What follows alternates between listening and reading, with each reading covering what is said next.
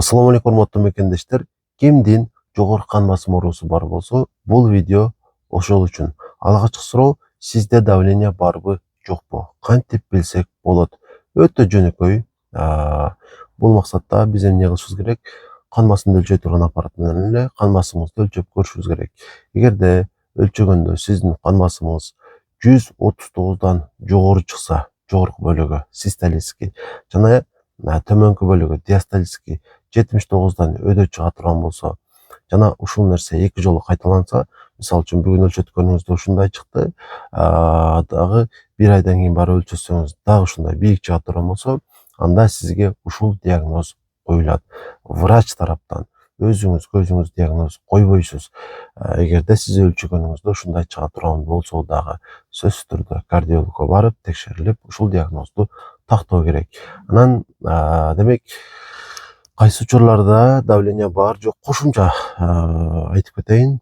Мисалы үчүн өлчөгөндө 140 чыкты жогорку бөлүгү, бирок төмөнкү бөлүгү 70 чыгышы мүмкүн, же андан аз чыгышы мүмкүн. Бул учурда сизге баары бир бул диагноз коюла берет 2 жолу өлчөгөндө. Анан мисалы үчүн өйдө жагыңыз 120 чыгышы мүмкүн, 130 чыгышы мүмкүн, бирок төмөн жагыңыз 80ден өйдө 85-90 чыга турган болсо, баары бир сизге ушул давление диагнозу коюлат. Ошон үчүн анча-мынча врачка бара электе деле өлчөгөн учурларыңызды эстеп көрүңүз, же болбосо өлчөп көрө бериңиз, сиздин жашыңыз бир 35-40 жаштан жогору боло турган болсо. Анткени бул оору негизинен тукум куучулук ата-энеден балага өтөт, жана ал көбүнчө 35-40 жаштан кийин калыптанып баштайт. Жаштарда деле болот, бирок көбүнчө ушул 40-50 жаштарда көбүнчө биринчи аныкталып давление, жана ошого карата дарылануу башталат. Демек түшүндүңүздөр, кан басым 139га чейин болсо жогорку бөлүгү норма деп эсептелинет, төмөнкү бөлүгү 79 же андан төмөн болсо норма деп эсептелинет. Бирок баары бир бул дагы мындайча айтканда өтө туура аныктама эмес. Айтайын дегеним, биздеги расмий медициналык ушул аныктама боюнча ушундай белгиленет. Бүгүнкү күндө бул цифралар бир аз өзгөргөн. Айтайын дегеним, Европалык ассоциация бар, Америкалык ассоциация бар, ушул жүрөк кан тамыр оорулары боюнча. Негизи эле медицинаны биз ошолорго карап, негизинен азырча Россияга карап туруп дейбиз, белгилейбиз, кандай кылып дарылоо керек, кандай кылып ошол оорулар менен күрөшүү керектиги боюнча биз негизги протоколдорду ушул өзүбүзгө жакын бир аз өнүккөн өлкөлөр, албетте бул Россия болсо, андан алдыракта бул Европа деп эсептелинет жана Америка деп эсептелинет. Ошол ассоциациялардын аныктамалары боюнча демек 140га чейинки, то есть 131ден 140га чейинки аралыктагы бүгүнкү күндө норма деп эсептелинбейт. Айтайын дегеним, жана айтканымдай 139га чейин бул норма эмес, 129га чейин норма деп өз алдыбызча тыянак чыгарышыбыз керек. Бул врачтын аныктамасы менен эмес. Өз алдыбызча ушуну түшүнүшүбүз керек. Эгерде биздин давлениябыз 130дан жогору болсо, жогорку жагы, бул жакшы эмес. Ошону түшүргөнгө аракет кылайлы. Демек, кан басым кандай болуш керек экен? Кан басым негизинен 130дан төмөн болуш керек, систолический, төмөн жагы ошол 80ге чейинкиси норма деп эсептелине берет. Анан негизи ошол 140 давленияны биз норма дебешибиз керек. Ушуну туура түшүнүңүздөр. Эгерде сиздин кан басымыңыз 140 же андан жогору боло турган болсо, жок дегенде 130дан жогору боло турган болсо, бул дагы жакшы эмес. Кан басым 130га чейин эле болушу керек. 130дан жогору болдубу, сөзсүз түрдө муну дарылаш керек. 130 же андан төмөн кылып түшүрүш керек. Баятан бери чайналып көп сөз кылып айтып жатамын. Негизи бир маселени толук түшүндүрүш деле өтө оңой эмес. Көбүрөөк айтышка туура келет. Эми көп факторлор бар да, ошону эске алабыз жана ар бирин ушул деталына чейин айтып беребиз. Ошон үчүн шашылбай угуп кое берүү сиздерге ашыкчалык кылбайт. Эгерде сиздин ушул давленияңыз бар болсо же пайда болуу ыктымалдуулугу сизде болуп жатса, элдин арасында жөө жумуктар бар. Ал кандай жөө жумук? Биринчиден ушул өйдөдө айтканымдай, менин кан басымым 140, жана бул норма. Анткени врач ушундай деген, ушул факт да. Чын айтканда кан басым 140 болбошу керек. 130дан төмөн болуш керек. Эгер сиз көбүнчө 135 менен 140 менен жүрүп кала турган болсоңуз, жок дегенде эле бир 2 жыл 3 жыл ушул давление менен жүрчү болсоңуз, демек эмне болот? Коркунучтуу бир кесепеттерге алып барышы мүмкүн. Инфаркт миокарда, ишемический же болбосо геморрагический инсульт, аритмия, ошондой эле хронический сердечный недостаточность деп коет, жүрөктүн жетишпестиги, ушундай ооруларга алып барышы мүмкүн. Албетте сиз 140 давление менен жашап жүрө бересиз, жана бул сизге эч кандай симптом бербейт. Мисалы үчүн башыңыз оорубайт, аба жетпей калбайт, дамыгып калбайсыз, башка болбойсуз, өзүңүздү жакшы сезип эле жүрө бересиз 140та. Бирок организм кыйналып иштейт, жүрөк кыйналып иштейт, бөйрөк кыйналып иштейт. Эгерде сиздин кан басымыңыз 130дан жогору жүрө турган болсо. Ошондуктан сөзсүз түрдө кан басымды нормага кардиолог врачтын жардамы менен алып келишибиз керек. Ушуну унутпаңыздар. Элдин арасында дагы бир жөө жумук бар. Демек бул кандай жөө жумук? Менин жашым ушунча да, менин жашыма ушул туура келет экен. Мисалы үчүн мен 60 жаштамын, менин кан басымым 160 же болбосо 150 деген ушундай жөө жумук бар. Жана бул абсолюттук түрдө бир жалган да, мындайча айтканда, адам өзү билбеген жалган. Ушул сиздин жашыңызга туура келе турган кан басым болбойт. Сиз 80 жашта болсоңуз дагы сиздин кан басымыңыз 130дан төмөн турушу керек. Эгер мындай болбой жаткан болсо, бул же сиздин күнөөңүз, же врачтын күнөөсү. Ошондуктан экөөңүздөр сүйлөшүп, кан басымды нормага келтирип алыңыздар. Албетте кээ бир адамдар бар, кан басымы таптакыр түшпөй турган, айла жок. Андай адамдарды эми колдон эч нерсе келбеген учурлар болот. Мында деле жашап жүрө берет, бирок көпчүлүк адамдардын ушул кан басымы бар, көпчүлүк адамдардын кан басымын нормага алып келсе болот. Мен ушул кайрылуум ушул көпчүлүккө. Эгерде сиздин ашыкча бир жаман ооруларыңыз болбосо, сиздин кан басымыңызды нормага алып келсе болот. Ошого аракет кылыңыз. Өтөдө айткан 2 жөө жомокко ишенбеңиз. Менин жашым ушунча да, менин давлениям ушунча болуш керек дегенге ишенбеңиз. Эгер врач айткан болсо дагы. Экинчиси 140 давление норма дегенге дагы ишенбеңиз. Бул дагы жөө жомок. Кан басым сөзсүз түрдө 130 же андан төмөн болушу керек.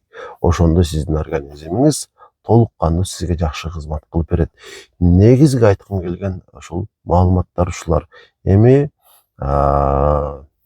мындан ары эмнени айтмакчымын? Мындан ары деле кан басым тууралуу сүйлөнөт. Кан басымды ушул 130да, төмөн жагын 80ден төмөн кылып сактоодо бизде эмнелер талап кылынат? Кантип кан басымды нормада демек кармай алабыз? Ошого сунуштарды айтмакчымын. Демек биринчи кезекте эгерде сиздин кан диабети ооруңуз бар болсо, эгер ошондой оорулуу менен жүргөн болсоңуз, анда сиз кандагы глюкозанын деңгээлин 6,5 проценттен ашырбашыңыз керек. Анткени ошол диабет менен жашоо жана кан диабетинде ошол глюкозанын деңгээли бийик жүрүшү ушул дагы давленияга сөзсүз түрдө таасир этет жана давлениянын көтөрүлүшүнө демек шарт түзөт. Ошол себептүү диабетти жакшы дарылаңыз. Ошондо давления дагы сизде болбойт. Бул бир. Эми андан кийин эгерде сиздин ашыкча салмагыңыз болсо, сөзсүз түрдө калыбыңызга келтиришиңиз керек. Болбосо сизде давление болуп калышы мүмкүн. Эркек кишинин курсагы демек 94 сантиметрден ашпасын. Негизи желательно 90дон эле ашпаганы жакшы. Аял кишилердики 80ден ашпоосу керек. Эгер ушундай чоң курсак менен жүрсөңүз, сизде дагы давление пайда болот. Ошондо балким бир ооруңуз бар болсо, мисалы диабетиңиз бар болсо, эми давленияны дагы кошо дарылаш керек болот. Диабеттин өзүнө 2 дары ичип болсоңуз, давлениянын кылымын 4-5 дары болуп кетиши мүмкүн да. Ошон үчүн курсакты чоңойтпоңуздар. Чоңойгон болсо кичирейтиңиздер.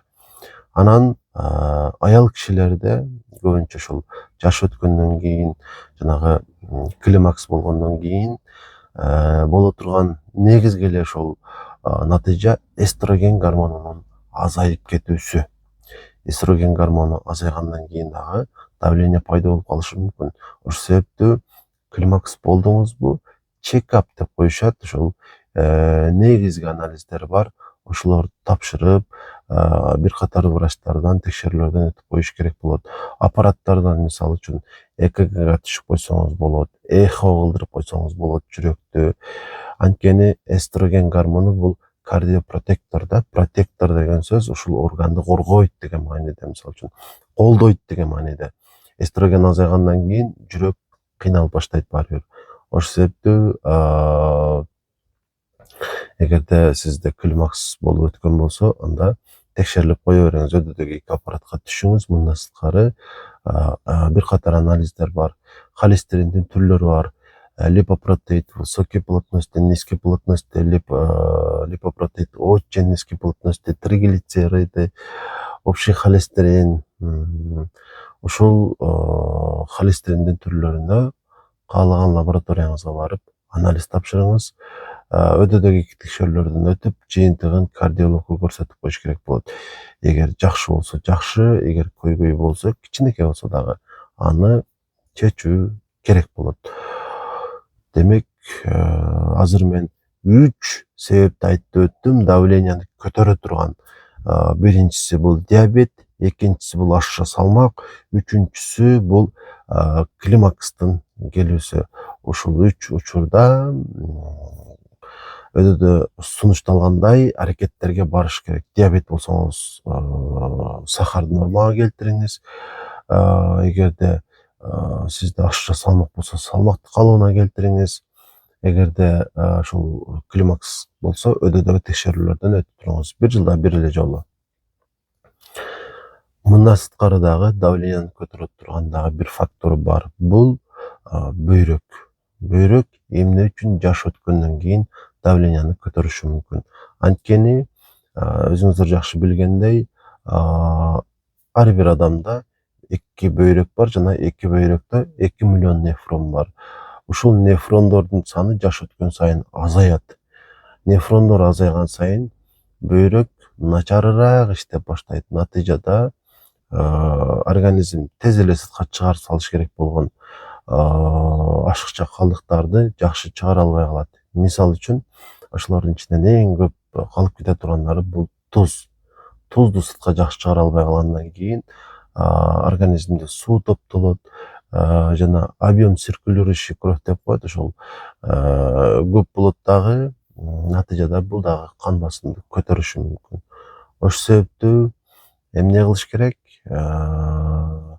Биз ушул бөйрөккө жардам беришибиз керек. Бөйрөккө кантип жардам беребиз? Кан басым жок болгон шартта, жашыбыз 45тен өйдө болсо, бир күндө 1 литрден кем эмес, жайдын күнү, эми күн ысык мезгилде азыркыдай 2 литрден кем эмес таза суу ичип турабыз. Жана тузду мүмкүн болушунча аз колдонобуз. Кантип тузду аз колдонсок болот? Биринчиден туздалган азыктарды таптакыр жебей коебуз. Салатка болобу, тамакка болобу тузду аз кошобуз. Анан коюу тамак жеген учурда нан кошпой жеш керек. Анткени нанга дагы көп туз кошулат тилекке каршы. Мен ушул сурап да көргөнмүн, ушул нан бышыргандардан. Эч аз туз кошкон нан болбойт да. Ошон үчүн нанды аз жейбиз. Сууну бир аз көбүрөөк ичебиз. Анан негизи кондитердик азыктардын көпчүлүгүнө эле шекер менен бирге туз да кошот. Ушул даамдуураак болуш үчүн. Ошондуктан мүмкүн болушунча табигый азыктарды жегенге аракет кылабыз. Бүгүн мен сиздерге өтө керектүү, өтө маанилүү маалыматтарды айтып жатамын. Ошол себептүү буларды жакшылап түшүнүп, колдонгонго аракет кылыңыздар. Ошондо өзүңүздөргө да жакшы, үй бүлөңүздөргө да жакшы, мындайча айтканда толук кандуу жашап жүрүү мүмкүнчүлүгүнө ээ болосуздар да. Анткени кан басым пайда кылган шарттарды жөө турган болсок эле кан басым пайда боло бербейт. Тилекке каршы ушул тукум куучулук фактор бар. Мындан кутулуп кетиш оңой эмес. Бирок ошондой бар болсо дагы, сизде давление пайда болсо дагы, муну дарылап койсо болот. Давлениени нормада сактап, ушул айтылган 1 же 2 дарыны ичип жүрсөңүз эле, демек сизде бардыгы жакшы болот. Кудайым буйрса 100 жашка чейин жашайсыз жана ошол бардык куракта кыйналбай жашай аласыз. Анан дарылар боюнча негизи ушул официалдуу ушул расмий медицина сунуштаган эле дарылар менен чектелген жакшы. Анткени сиздин кан басымыңыз 110до жүрсөңүз дагы көбүнчө калтысы эле бир күн 180-200 болуп кетиши мүмкүн. Жана бул кесепеттерге алып барып коюшу мүмкүн. Ошондуктан сунушталган 1 же 2 дарыны ичесиз. Анан дагы айта турган нерсе, чөптөр менен, ушул бат менен дарыланбай эле коюңуздар. Анткени бул натыйжа бербейт көп учурда. Тескерисинче башка ооруларды пайда кылышы мүмкүн. Ошондуктан расмий медицина сунуштаган эле дарыларды ичиңиздер. Айрым адамдарга 1 дары сунушталат, айрымдарга 2, 10дон кем эмес дары ичкен адамдар дагы бар. Тилекке каршы, эгер ошончо жазылса дагы, ошонун баарын айткандай кылып ичип жүрүңүздөр. Анткени ошол ар бир дарынын өзүнүн ошол аткарган иши болот. Жана дарыланууда ушул дарыны канчалык узак колдонсок, ошончолук эффект жакшыраак болот да. Ошон үчүн дарыны калтырбай ичип жүрүш керек. Бүгүн сиздерге ушул маалыматтарды айткым келди. Сөзсүз түрдө аягынача көргөн болсоңуздар жакшы. Башкаларга дагы жөнөтүңүздөр. Мындай маалыматтарды башкалар дагы угушу керек. Анан комментарийге суроолоруңуздарды жаза бериңиздер. Анан мени менен байланышып, мен аркылуу дарылангысы келгендер 0504 44 55 28 0504 44 55 28 номерине WhatsApp'тан жазасыздар. Консультацияга келсеңиздер болот. Жатып дарыланганы келсеңиздер болот. Ош шаарында жеке клиникалардын биринде иштеймин. Анан дагы ушул арыктоо курсун ушул жаз келгенден тарта жандандырганымды жарыялап айта кетейин. Эгерде салмагыңыз көп болсо, калыбына келтиргиңиз келсе, анда мага кайрылсаңыздар дагы болот. Өдөдө айткандай, ашча салмак дагы бул кан басымды көтөрө турган факторлордун бири.